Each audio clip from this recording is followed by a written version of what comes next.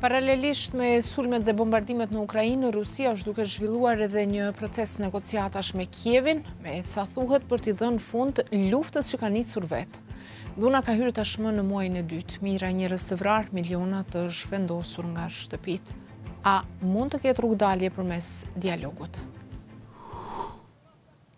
Përshëndetje të nderuar shikues, mirë se vini në edicionin e ri të ekspozes magazinës së përjavshme televizive të Radios Evropa e Lirë. Unë jam Valona Tela. Delegacionet nga Rusia dhe Ukrajina kanë mbajtur rundin e parë të bisedimeve më 28 shkurt, 4 ditë pasi shteti rus ka nisur pushtimin e pa provokuar të fqinjit të tij. Që atëherë grupet e negociatorëve janë takuar disa herë. Pika kryesore të diskutimeve tash janë 3. Armëpushimi, fundi të gjitha armiqësive dhe korridoret humanitare. Por përparimet të vërejtshme në to nuk ka pasur.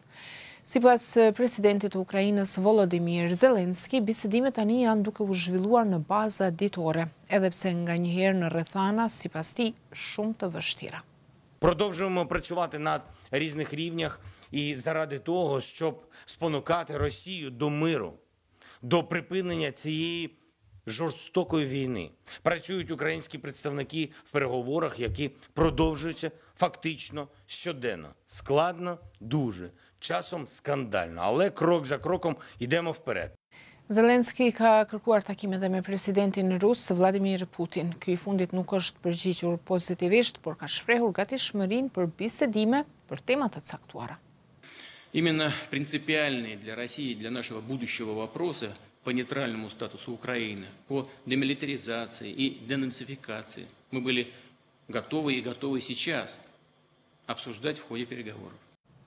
Putin ka thënë se ka nisur operacionin special në Ukrainë, siç e ka quajtur ai luftën për të çmilitarizuar dhe denazifikuar Ukrainën, edhe pse në fshinë e tij nuk ka nazist. Putin po ashtu ka kundërshtuar aspiratat e Ukrainës për anëtarësim në NATO, duke pretenduar pa asnjë provë se zgjerimi i mëtejshëm i NATO-s në lindje do të paraqiste kërcënim për sigurinë ruse. Moska tani thotë se është e gatshme t'i ndalojë luftimet nëse Kievi përmbush kërkesat e saj. Sipas Moskës, Ukraina duhet t'i ndalojë të gjitha aksionet ushtarake, duhet të deklarohet neutrale apo të ofrojë garanci se nuk do t'i bashkohet asnjë blok ushtarak, duhet të pranojë se gadishulli i aneksuar i Krimes është territor rus dhe se rajoni lindor i Donbasit është i pavarur.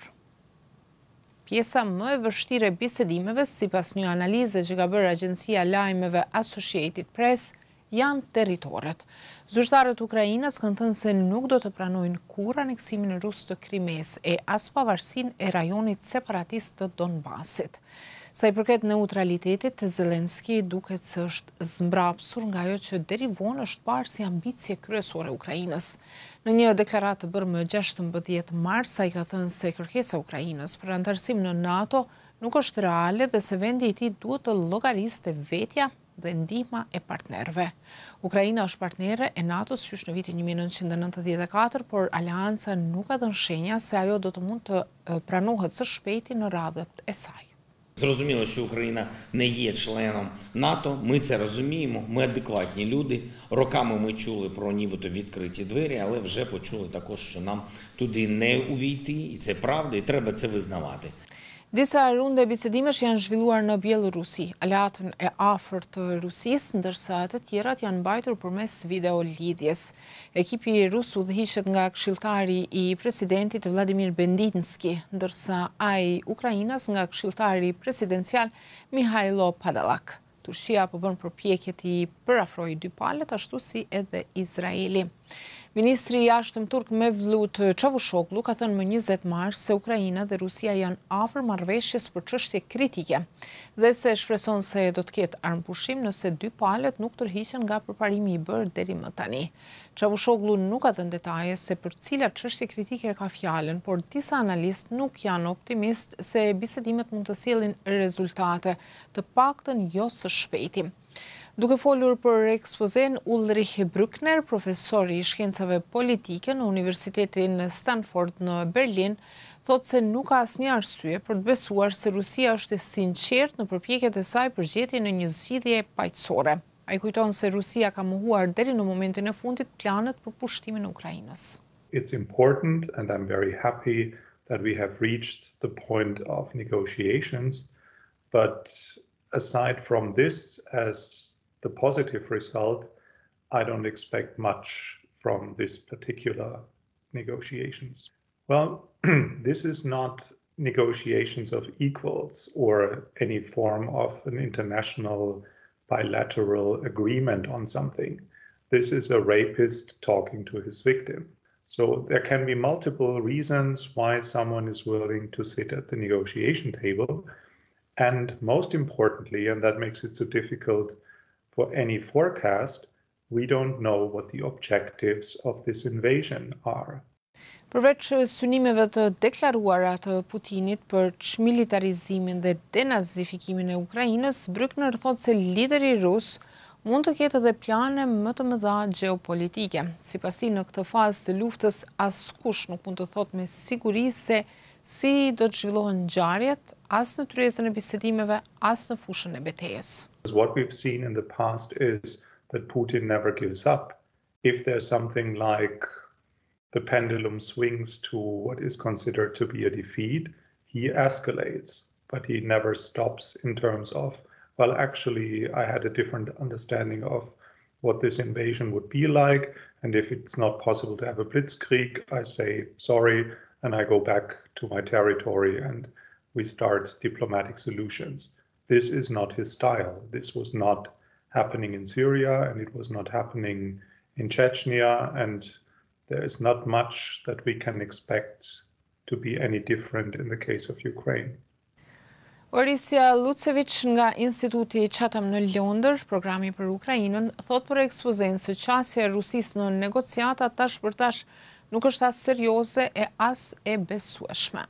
I think Putin is using negotiations to communicate threats and uses military campaign to intimidate the opponent.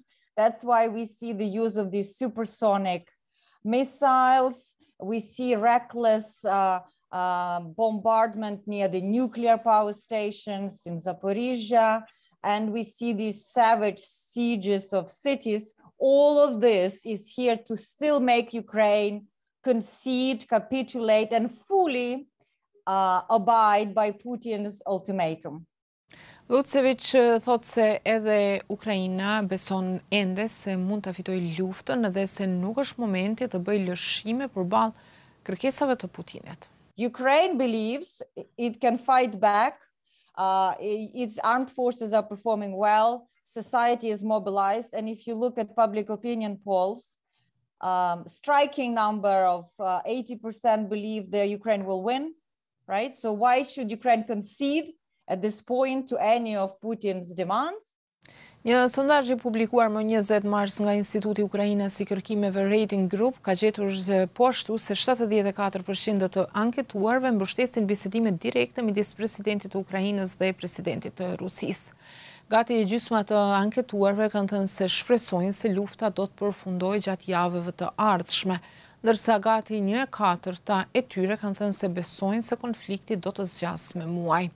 Orisja Lucevic nga Instituti Chatham parashikon 3 skenar për luftën. The wars may finish in different ways. You know, on one hand, Russia may take territory and Ukraine will never recognize the takeover, and there's a stalemate, like it was for 8 years, if you want, after the annexation of Crimea. That's one scenario. Another one, God forbid, Kiev falls, Putin unleashes, a huge military power on Ukraine and takes over a political capital, Ukraine collapses. Then there's no need for a treaty. That's another scenario. The third scenario is that two sides cannot win.